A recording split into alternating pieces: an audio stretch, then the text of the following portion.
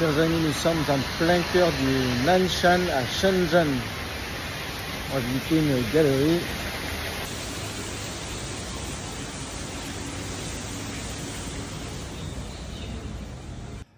Chers amis, bonjour, je suis ici à Nanshan à Shenzhen et je viens de rencontrer Frédéric Bernard. Bonjour Frédéric, ça va? Bonjour, je vais très bien. Je vous remercie pour cette invitation.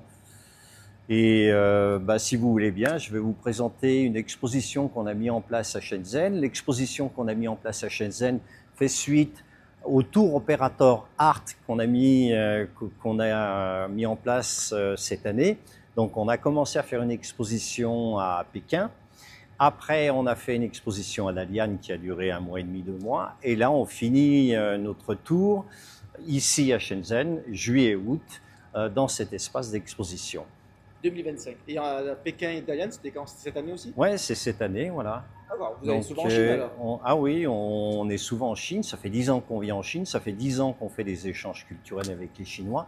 On expose des artistes français ou internationaux ici en Chine et on expose des artistes chinois en France. On fait des allers-retours comme ça et des correspondances artistiques et culturelles. Voilà. Ouais, ça c'est vraiment très intéressant et Parlez-nous passionnant. un petit peu de vous, s'il vous plaît. Vous êtes d'où en France? Vous résidez où? Alors, nous, l'association, on est de Lyon. L'association est lyonnaise. Et l'association s'est créée il y a à peu près 10 ans maintenant.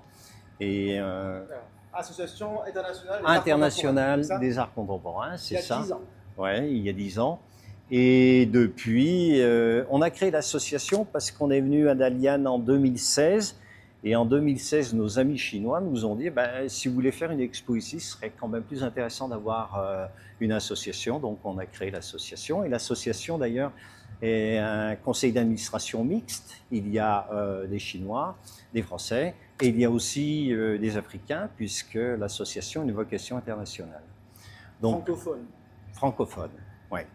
Donc l'association aujourd'hui, c'est à peu près 65 adhérents en France et 150-200 ici en Chine. Donc c'est des artistes peintres, des sculpteurs, des designers, des créateurs de mode et quelques architectes et des musiciens puisqu'on défend 5 départements spécifiques. L'idée pour nous, c'est de défendre la notion du beau et de l'esthétique et c'est de valoriser les artistes au travers d'expositions comme on a ici. Et dans le cadre de nos activités, on essaye de faire valoir les artistes sur la scène internationale. Donc on les soutient, on les accompagne. Et puis voilà. Ce ne sont que des professionnels qui sont membres. Ouais, que des professionnels. Voilà. Moi, je ne peux pas devenir membre. C'est pour les artistes. Ouais, c'est pour les artistes. Ouais. Nous, on a après on a du bénévolat et on a des bénévoles qui aident l'association. Et puis on a des mécènes qui nous soutiennent un peu parce que c'est complètement nécessaire d'avoir un peu de finances parce que tout a un coût. Quand on transporte des œuvres d'art de la France ici en Chine, il faut payer la logistique et les douanes. Et on fait les choses dans les règles en permanence de manière à ce qu'on puisse proposer des expositions les plus agréables possibles. Voilà. Alors, qui sont les artistes et comment devenir membre? Est-ce qu'ils sont sélectionnés? Si quelqu'un voit cette vidéo, qui semble rentrer dans ce cadre, qu'il est intéressé, il vous contacte et qu'est-ce qui se passe? Alors, les artistes sont forcément sélectionnés parce qu'on a un jury dans l'association qui regarde le travail, qui regarde le portfolio de l'artiste. On a un entretien d'1 heure avec un artiste pour savoir d'où il vient, ce qu'il a fait, comment il travaille, quel est le processus. Oui, en visio, bien sûr, puisqu'on a des artistes du monde entier. Et une fois que l'entretien est fait, soit le jury donne son aval, il dit OK, on peut travailler avec cet artiste-là, soit il y a un refus, ou soit on demande à l'artiste de continuer de travailler quelques années et de nous recontacter un peu plus tard parce qu'il n'est pas au point. Et l'idée, c'est vraiment avoir des artistes qui ont une signature, une singularité artistique. Voilà, et parce qu'aujourd'hui, sur le marché de l'art, c'est la singularité artistique qui permet à un artiste d'être un peu repéré. Il y a 5 millions d'artistes professionnels sur le marché, ce qui est énorme. Donc, on est, nous, un accompagnateur de ces gens-là, on les coach, on les accompagne, on les suit de manière à ce qu'il puisse éventuellement se faire remarquer par des grandes galeries, exposer dans les musées, et c'est la vocation de l'association. Voilà. Très bien. Est-ce qu'on peut voir quelques œuvres de ces artistes? Oui, bien sûr, on peut voir quelques artistes. Alors, on a quelques œuvres ici. Donc là, on a un monsieur qui s'appelle Monsieur Pamphile, qui est un artiste lyonnais très très connu et qui fait un travail tout à fait exceptionnel. C'est un artiste qui a une histoire un peu particulière, qui, avant de s'engager dans le métier de peintre, a voyagé dans le monde entier. Il est allé faire le tour du monde avec son sac à dos. Et puis, de toutes les expériences qu'il a vécues, il a traduit ces expériences-là au travers d'une signature et d'une approche artistique qui est tout à fait particulière. Son travail est aujourd'hui reconnu à peu près dans le monde entier. Il y a énormément de collectionneurs qui suivent son travail, et puis c'est un artiste qui est dans les grandes galeries, déjà internationales, donc qui a une reconnaissance internationale. Donc après, l'appréciation d'un tableau, c'est lié au goût de chacun, et heureusement. Voilà. Donc là, on a un autre artiste qui a une double carrière, qui a travaillé dans le cinéma avec des grands acteurs, et puis qui a été peint toute sa vie. Et Sergueï est un monument. C'est des gens, on les a eus tous les deux en correspondance sur une exposition à Beaune il n'y a pas très longtemps. C'est des gens qui ont du contenu, qui connaissent l'histoire de l'art, qui connaissent l'évolution de l'histoire de l'art contemporaine.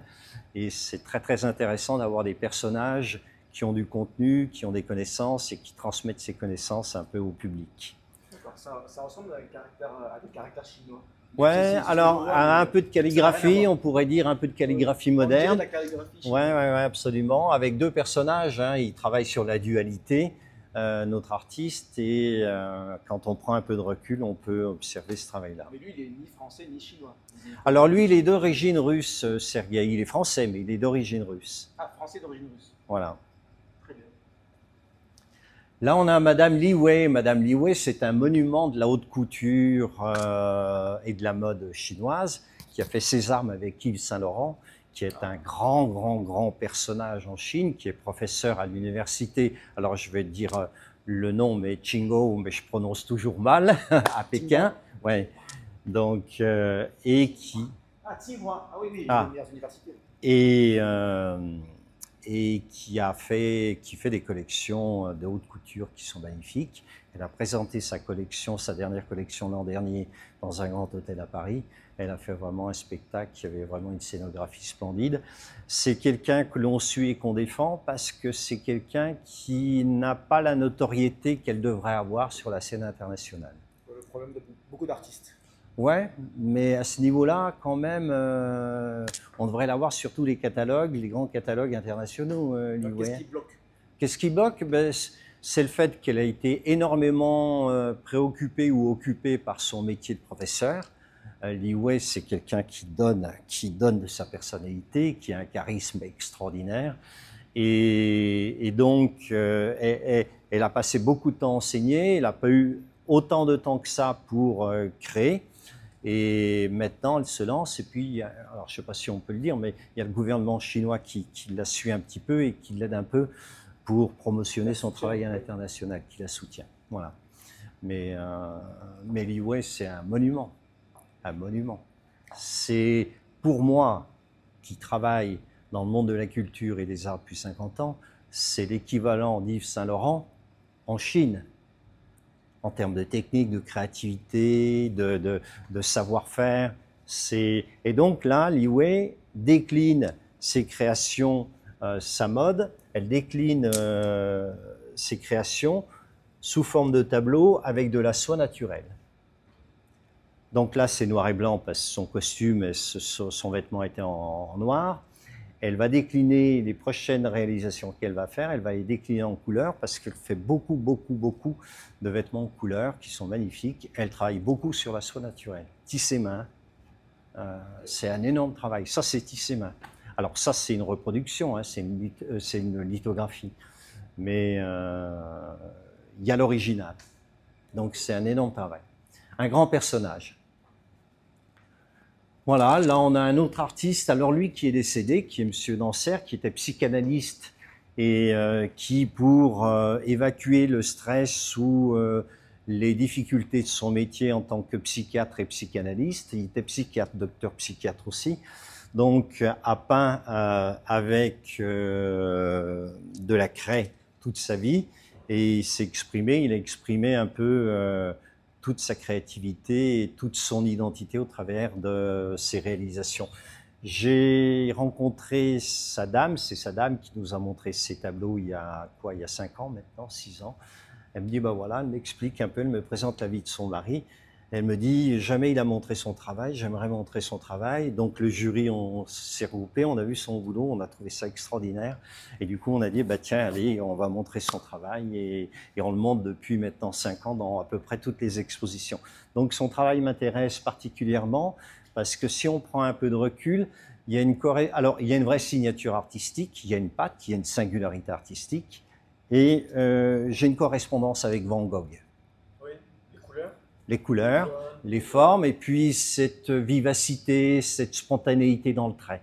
Voilà. Il n'a pas le même trait, mais il y a une correspondance. Henri Danser. Ouais, Henri Danser.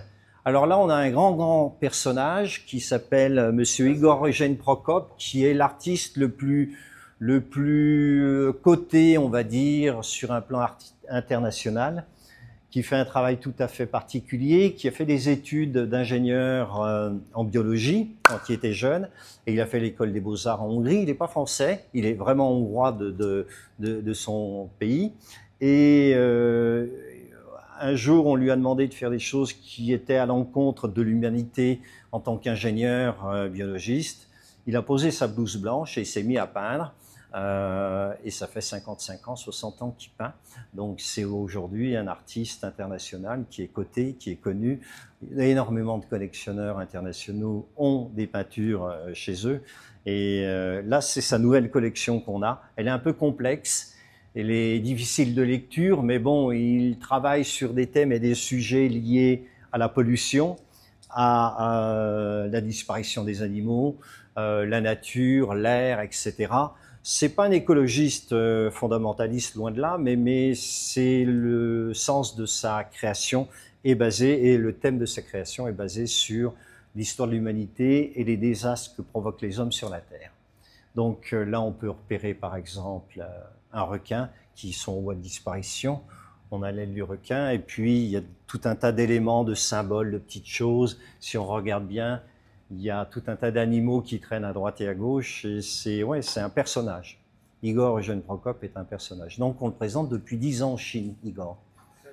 Voilà. En fait, tous les artistes sont éligibles, pas besoin d'être français ou chinois. Ah non, nous on a une vocation internationale. Donc on a des artistes américains, des Canadiens, brésiliens, Mexique, voilà, on a des internationaux. Encore un ou deux tableaux? Ouais. Ah tiens, c'est quoi ça? Paris. Bah, ça, c'est le même artiste, c'est Jean Dolande. Jean Dolande, c'est un artiste parisien qui est très connu, qui travaille en Chine depuis au moins 30 ans, minimum 30 ans, et qui est très connu aussi en Chine. Et là, c'est un travail figuratif qu'il a fait. C'est la place des Tertres à Paris. Donc, voilà, c'est un mode d'expression assez simple et figuratif. Oui, il y a du relief, ouais, parce qu'il travaille avec des matières. Tous ces tableaux qu'il a, là, il travaille avec de la matière. Et c'est pour donner un peu de vivacité au tableau. Ouais, c'est intéressant. 42 000, ça fait quoi? Ça ouais, ouais. Je sais pas, oui. Moi, la correspondance. Jean Dolande, c'est un grand personnage. Et là, on a une peintre figurative qui fait un travail tout à fait exceptionnel, qui s'appelle Zoé Bayard. C'est tout ça, elle a fait tout ça. Ouais, elle a toute une série là. Et en fait, elle est psychanalyste d'âme, encore une. Et elle a fait une double carrière de psychanalyste et d'artiste peintre. Et en fait, elle ne reproduit pas, mais elle s'inspire des personnages qu'elle a en face d'elle dans son cabinet. Et puis elle représente les femmes, parce que c'est son sujet, la femme, elle représente les femmes sous différentes formes d'influence, la mélancolie, la difficulté, la sincérité. Et elle apporte une dimension très contemporaine dans le traitement du sujet, puisqu'elle travaille avec des éclats de peinture, et elle apporte de la modernité, ça c'est très très intéressant. Ça c'est pas la même, c'est une autre artiste. Non. Celle-là, j'ai partagé les photos de ma dernière visite. Ouais. Et l'un de mes membres en compte m'a demandé ce que c'était et combien ça coûtait parce qu'il était intéressé. D'accord. Lucie Caligari. Alors, on a un seul tableau parce qu'il y a longtemps qu'on la représente en Chine et on n'a plus de tableau ici en Chine. C'est le seul qui reste maintenant.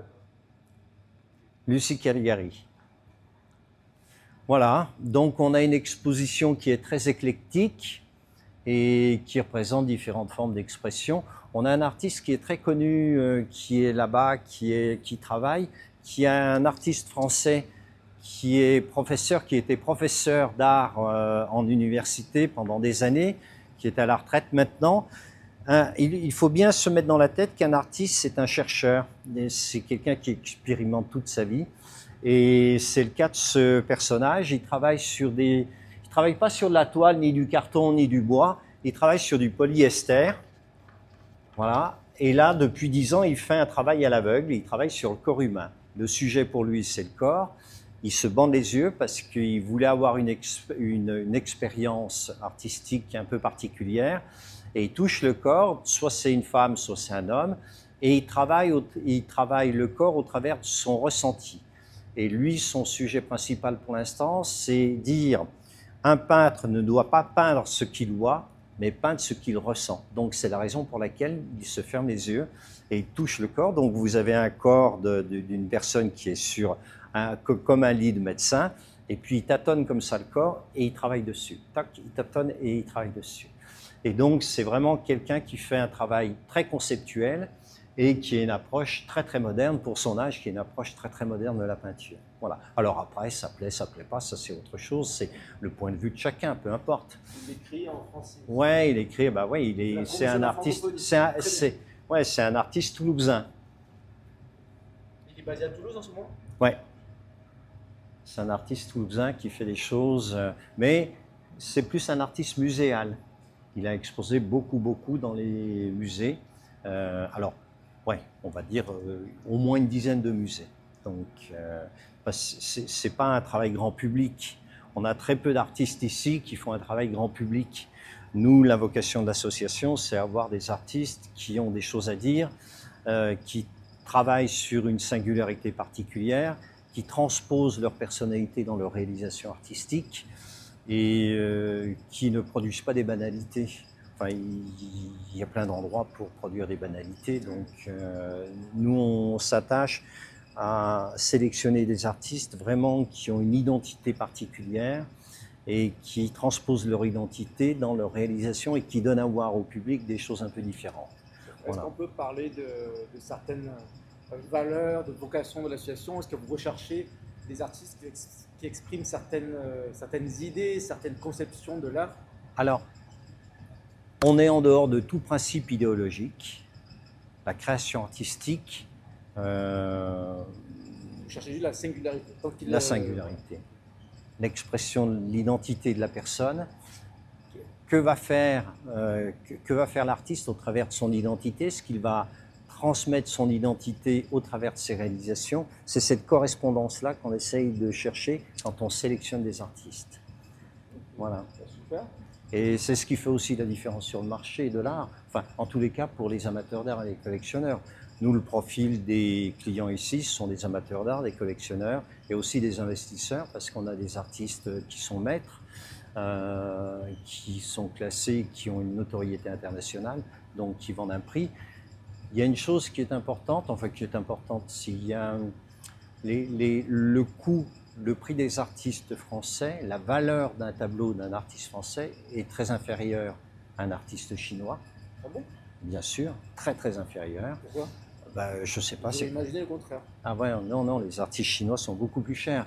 Alors, une des raisons, c'est qu'essentiellement les artistes chinois qui ont pignon sur rue, qui ont une reconnaissance, ont fait des écoles des beaux-arts. Tous. Un autodidacte en Chine, c'est difficile. Chez nous, on a aussi beaucoup d'autodidactes. Et du fait qu'ils soient souvent ils sont professeurs d'art plastique. Et du fait de leur fonction et de leur position institutionnelle, ils peuvent pas toujours se permettre de vendre un truc de francs 6 sous. Ils ont déjà une valeur. Voilà. Voilà. Et j'aurais quelques anecdotes là-dessus, mais c'est pas à mettre sur la... On parlera peut-être le 28. Oui, absolument. Le 28 août, on va faire un événement ici. On va faire une conférence, on va faire une idée, on va faire un cocktail, une soirée privée pour ceux que ça intéresse. Si vous êtes à Shenzhen fin août, restez en contact et on va vous envoyer plus d'informations. Ok. Très bien. Un dernier mot on attend les habitants de Shenzhen, le grand public, pour visiter cette exposition parce qu'elle est magnifique. On a fait 12 000 km pour présenter ce travail-là des artistes français. Là, donc, vous êtes à Shenzhen, juillet, août. Donc, tout le mois d'août, on est là. Voilà. Tous les jours, vous allez recevoir... sauf le lundi. Le lundi est fermé, mais tous les jours, c'est ouvert. Le dimanche aussi. Le dimanche aussi. Vous passez votre été ici à Shenzhen. Oui, mais c'est pas mal. Voilà, c'est un joli bureau. Si les gens ne sont pas disponibles, même le 28 août, ils peuvent venir n'importe quel jour. N'importe quel jour. À quelle heure? De 10h30 à 18h. Voilà. Donc, contactez-nous et on se voit en tout cas le 28. Ok, merci. Merci Frédéric. Bye bye. Merci.